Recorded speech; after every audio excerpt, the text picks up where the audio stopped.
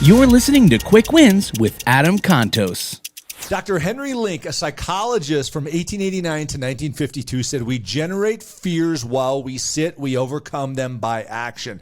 Interesting, because a lot of people say, what causes fear? Well, what causes fear is failure to act.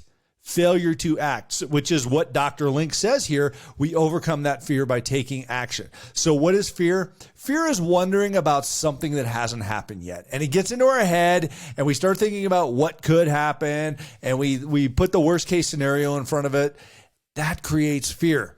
The answer, action overcomes that fear. So next time you start to become afraid of something, take action and watch that fear go away. That's your quick win for the day. Thank you so much for joining us for this Quick Win. We release full podcast episodes on Wednesdays and Quick Wins every other Friday.